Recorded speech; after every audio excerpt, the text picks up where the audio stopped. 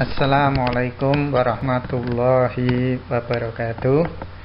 Selamat bertemu kembali anak-anak. Hari ini kita bahas tentang seni rupa, apresiasi karya seni rupa. Nah, anak-anak perhatikan lukisan ini yang tampil ini. Bagaimana menurut pendapatmu tentang lukisan ini? Jangan dilihat dari hal yang negatif, tetapi ini adalah hasil dari karya seni rupa. Nah, perhatikan dengan seksama. Ini adalah lukisan sebagai hasil karya seni rupa modern. Nah, seperti ini. Ya, diperhatikan, diamati, dan silakan diapresiasi. Apresiasi itu memberikan penilaian terhadap karya seni yang kita lihat. Kita memberikan penilaian. Apresiasi, tingkatan apresiasi yang paling rendah itu adalah kita melihat langsung suka dan tidak suka terhadap karya tersebut. Nah, itu adalah tingkatan yang paling dasar. Melihat sesuatu karya seni itu langsung mengatakan saya suka terhadap karya itu, saya tidak suka terhadap karya itu. Nah, itu adalah tingkatan paling dasar. Kemudian tingkatan-tingkatan berikutnya nanti adalah dengan menggunakan perasaan melihat karya itu. Nah, dengan perasaan, kemudian tingkatan berikutnya dengan ilmu yang kita pelajari, sampai pada nanti tingkatan yang tertinggi adalah membuat karya seperti apa yang kita lihat atau mengaplikasikan. Ya, itu adalah apresiasi. Nah, sebelum kita melanjutkan ke apresiasi karya seni rupa, mari kita pelajari tentang seni rupa itu sendiri. Apa itu seni rupa? Nah, mari kita pelajari. Untuk bisa mempelajari karya seni rupa ini, kita mulai dari awal ya, kita mulai dari awal. Nah, dimulai dari masyarakat. Nah, karena apa? Karena karya seni rupa itu dihasilkan dari masyarakat. Nah, makanya mengapa kita membahas pertama adalah masyarakat, karena masyarakat adalah awal dari proses karya seni selanjutnya. Nah, anak-anak, apa itu yang dimaksud dengan masyarakat? Tentu anak-anak sudah mempelajari di materi-materi lain tentang masyarakat. Masyarakat itu adalah sekumpulan orang ya, yang menetap dalam suatu wilayah. Jadi masyarakat itu adalah sekelompok orang yang menetap dalam suatu wilayah. Yang namanya orang itu kalau berkelompok itu pasti nanti akan melakukan diskusi-diskusi, tukar pikiran, kemudian menemukan ide-ide baru. Nah, ide-ide itu untuk menciptakan kehidupannya itu lebih menyenangkan, hidupnya itu lebih baik ya. Itu masuk. Maka masyarakat atau orang-orang yang berkumpul itu kemudian mengeluarkan ide, gagasan, kemudian mempraktekkan apa yang ada di dalam pikirannya. Itulah yang disebut dengan ya, kebudayaan. Nah, kebudayaan, apa itu kebudayaan, anak-anak? Kebudayaan itu adalah hasil ya, jadi kebudayaan itu hasil dari olah cipta,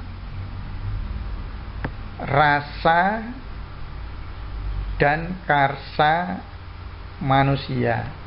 Jadi kebudayaan itu adalah dihasilkan oleh manusia yang berpikir dengan menggunakan akalnya, dengan menggunakan perasaannya, kemudian dilakukanlah apa yang dipikirkannya itu, apa yang dirasakannya itu. Nah, yang namanya kebudayaan itu bisa berupa benda atau materi dan juga bisa non materi. Yang non materi itu adalah seperti peraturan, perundang-undangan, adat istiadat, itu adalah non materi. Kalau materi itu ya bentuk, peninggalan bentuk, seperti salah satunya adalah kesenian ya. Salah satu hasil kebudayaan itu kesenian. Kesenian itu adalah hasil olah cipta keindahan ya. Jadi manusia menciptakan sesuatu keindahan, itu adalah kesenian. Nah, kesenian sendiri dapat dikelompok-kelompokkan menurut media. Seperti misalkan kesenian dengan menggunakan media suara itu disebut dengan seni suara atau seni musik sekarang, digabungkan dengan alat-alat. Jadi keindahan itu bisa tercipta lewat ungkapan vokal manusia, suara manusia yang berirama, itu akan membuat suatu keindahan dirasakan oleh manusia. Ataupun alat-alat yang dibunyikan itu juga akan menimbulkan sesuatu suara yang sangat menyenangkan atau indah. Itulah yang namanya seni musik. Kemudian selanjutnya medianya adalah media gerak atau sering disebut dengan seni tari. Nah, seni tari itu adalah senian, bagian dari kesenian yang menggunakan media gerak sebagai sarana untuk mengungkapkan rasa keindahannya itu. Nah, jadi lewat gerak, gerakan baik, gerakan yang mencontoh gerakan-gerakan alam ataupun gerakan-gerakan tertentu yang sekedar untuk keindahan. Kemudian selanjutnya apalagi media seni lainnya itu bisa lewat tadi, lewat suara, lewat gerakan. Yang ketiga adalah lewat ya, wujud atau rupa. Nah, kalau wujud atau rupa itu adalah karya seni rupa. Nah, ini nanti yang kita bahas karena bahasan kita adalah apresiasi seni rupa. Nah, kemudian media lainnya ada media tulis atau yang disebut dengan seni sastra, tapi kita tidak mencantumkan itu. Kemudian media selanjutnya adalah gabungan-gabungan dari seni-seni itu, yaitu seni teater atau seni pertunjukan. Nah, ini anak-anak, jadi kesenian itu menurut media penyampaiannya ada lewat suara, lewat gerak, lewat tulisan, lewat wujud, lewat pertunjukan ya. Nah, yang teater ini adalah gabungan dari berbagai macam media dijadikan satu menjadi seni teater. Nah, bahasan kita sekarang adalah seni rupa. yang kita bahas adalah seni rupa. Seni rupa menurut perkembangannya, perkembangan seni rupa itu adalah bisa kita pilah menurut waktu perkembangannya. Itu ada sebelum modern, pramodern, dan modern, atau istilahnya kita istilahkan saja yang paling penak adalah kita mulai dari perkembangan tradisional, perkembangan seni rupa tradisional.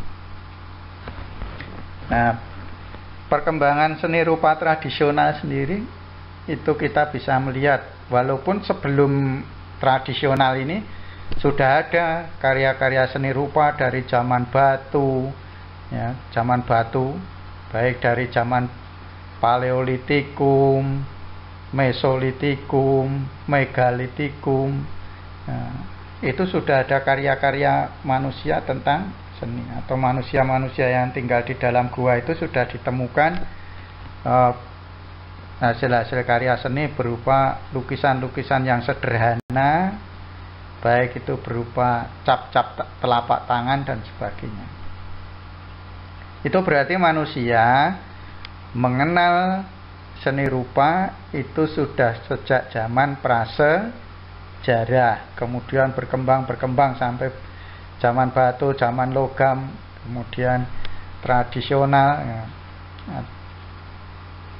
Nah, tradisional sendiri, karya seni rupa tradisional sendiri bisa kita lihat, bisa kita pelajari, bisa kita identifikasi lewat karya-karya yang kita temui dalam keseharian.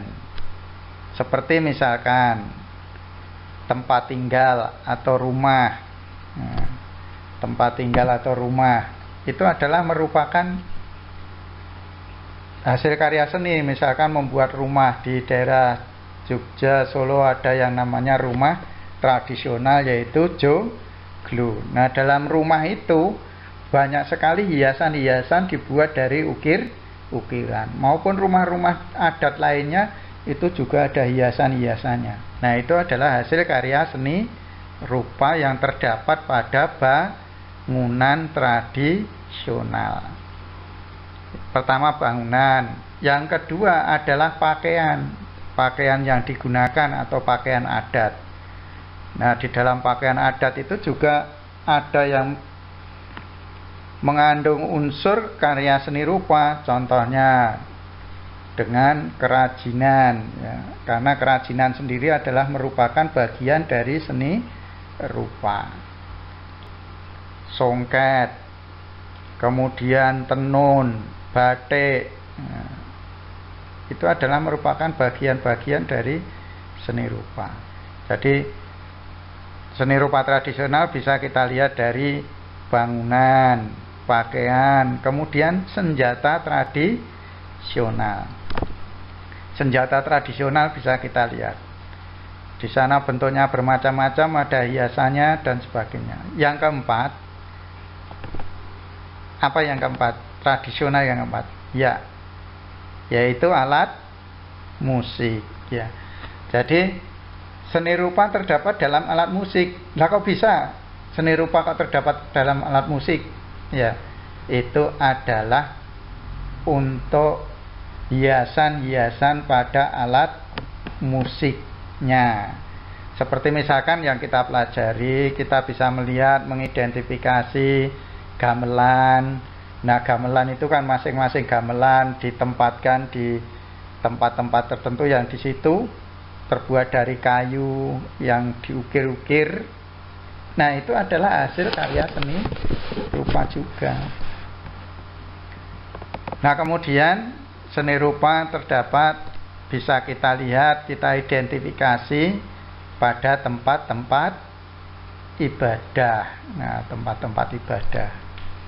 Nah, itu adalah perkembangan seni rupa pada yang tradisional. Nanti bisa kita pelajari lebih lanjut secara detail per daerah, baik itu rumah adatnya, pakaian adatnya, senjata tradisionalnya, alat musiknya, bahkan tempat ibadahnya. Kita bisa mempelajari secara detail. Nah, bagaimana anak-anak bisa mengunjungi, mencari di website masing-masing daerah. Ya, misalkan di Jawa Tengah, rumah adatnya namanya apa? Nah, anak-anak bisa kemudian men-shoot hasil karya seninya, misalkan ukirannya seperti ini. Kemudian Jawa Timur, Bali, dan seterusnya. Seperti itu ya. Nah. Kemudian perkembangan selanjutnya adalah seni rupa modern. Nah, seni rupa modern, mengapa? Yang tadinya tradisional kemudian modern, karena yang tradisional itu masih terpaku atau masih menggunakan aturan-aturan kedaerahan. Jadi belum namanya terpengaruh oleh kebudayaan asing. Nah, makanya yang tradisional ini adalah masih menggunakan norma-norma kedaerahan tersebut. Makanya daerah. Kalau yang modern berarti sudah mendapatkan pengaruh dari luar, dari mancanegara. Nah, di Indonesia seni rupa modern, ada seni lukis modernnya itu pertama kali yang membawa, yang terkenal adalah pelukis. Pelukis siapa yang pertama kali memperkenalkan lukisannya ke Indonesia dari Eropa? Ya, Raden Saleh Sari Bustaman. Raden Saleh Sari Bustaman ini adalah pelukis modern, perintis pelukis modern di Indonesia. Jadi perintis. Raden Saleh ini sebagai perintis, ya. Sebagai perintis.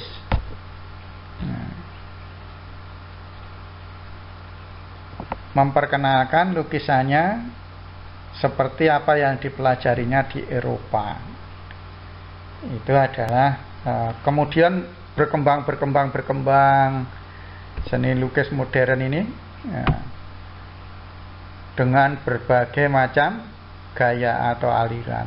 Ada gaya klasik, ada gaya naturalis, ada gaya apalagi ya, realis, kemudian ya surrealis, apalagi ekspresionis, pointilis, dan macam-macam sekali. Banyak sekali aliran-aliran atau gaya-gaya di dalam seni rupa modern.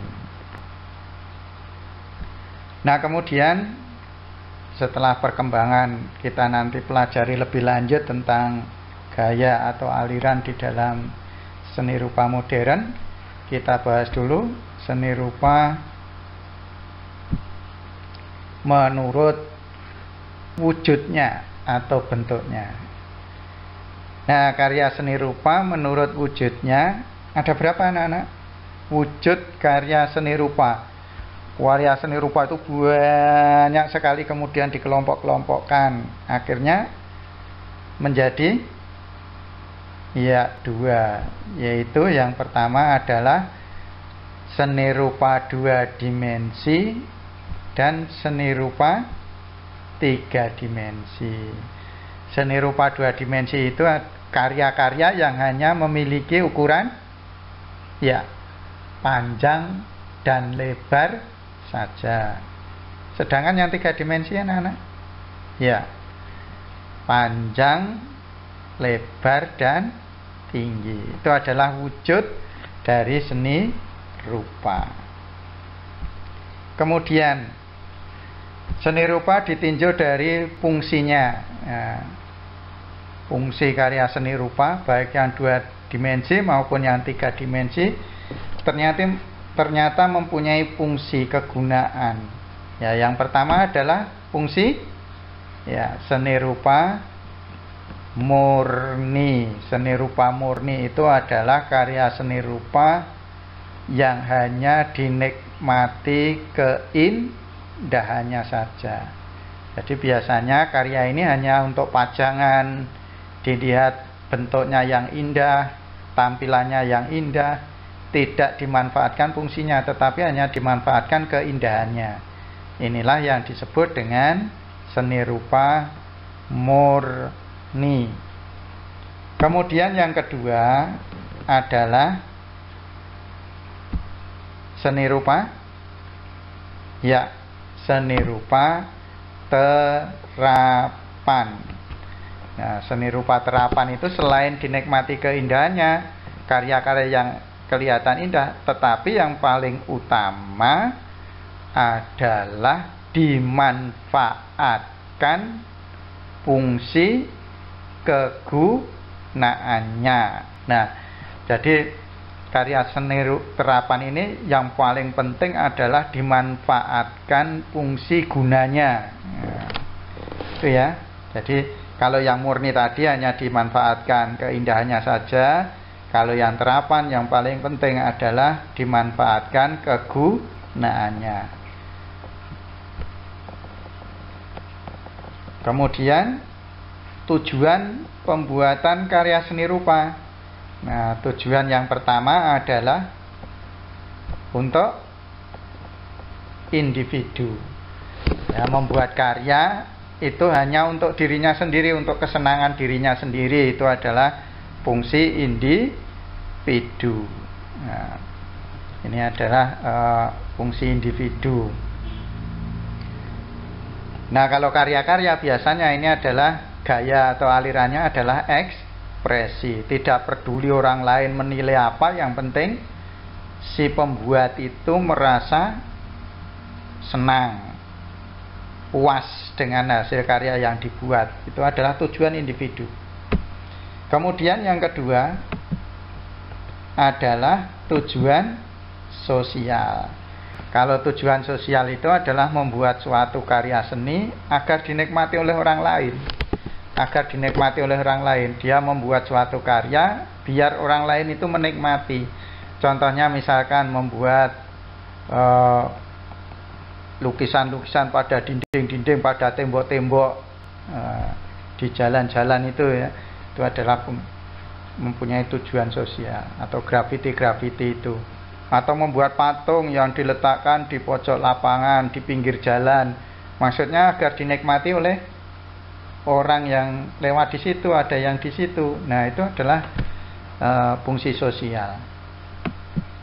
Kemudian tujuan yang ketiga adalah fungsi pendidikan. Membuat suatu karya seni untuk tujuan pendidikan. Misalkan membuat gambar ilustrasi, buku pelajaran. Nah, bagaimana kalau anak-anak nanti mempunyai buku pelajaran sampulnya hanya putih tok, tidak ada gambarnya, tidak ada tampilannya, pasti, atau bahkan di dalam bukunya itu tidak ada gambarnya sama sekali, pasti akan terasa jemu ya, tidak menarik ya bukunya ya. Nah, itu. Atau misalkan membuat bagian-bagian tubuh manusia untuk praktek biologi dan sebagainya. Itu adalah membuat karya seni untuk tujuan pendidikan. Kemudian tujuan yang keempat adalah ya komersial. Tujuan komersial ini orang membuat karya seni untuk dijual. Ya, untuk dijual, hasilnya untuk digunakan kebutuhan ekonomi dirinya, ya, untuk memenuhi kebutuhan hidupnya. Ini adalah fungsi komersial. Kemudian yang kelima adalah fungsi ritual, ya, membuat suatu karya seni untuk upacara-upacara ritual. Misalkan patung di candi-candi, ataupun hiasan-hiasan di gereja, di masjid, dan sebagainya. Itu adalah fungsi ritual. Ya, ini anak-anak untuk materi apresiasi seni rupa, ilmu yang kita pelajari sementara sampai di sini untuk kita bisa mengapresiasi karya seni rupa. Yang penting kita tahu perkembangannya. Oh, ini termasuk karya seni modern. Oh, ini termasuk karya seni tradisional. Oh, ini termasuk 2 dimensi, 3 dimensi. Oh, ini karya seni termasuk seni rupa murni, karya seni rupa terapan. Oh, ini tujuannya untuk ini. Nah, ini yang penting kita sudah mengetahui ilmunya. Jadi nanti apabila kita melihat suatu karya, kita bisa menilai karya tersebut. Ya. Dah, silakan. Sampai di sini ada pertanyaan? Ya. Kalau tidak, kita lanjut.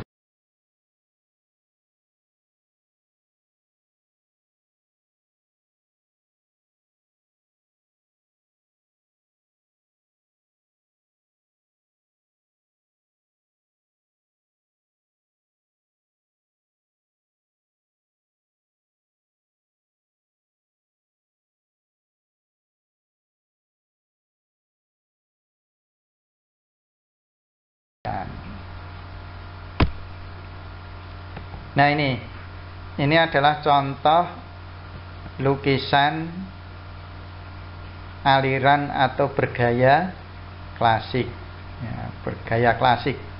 Jadi lukisan gaya klasik itu tidak ada yang jelek, semua dibuat indah, berlebih-lebihan. Nah, ini gaya klasik.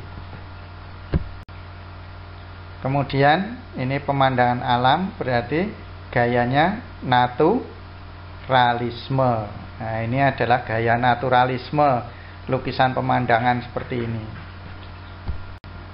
Kemudian ini adalah kondisi sosial masyarakat di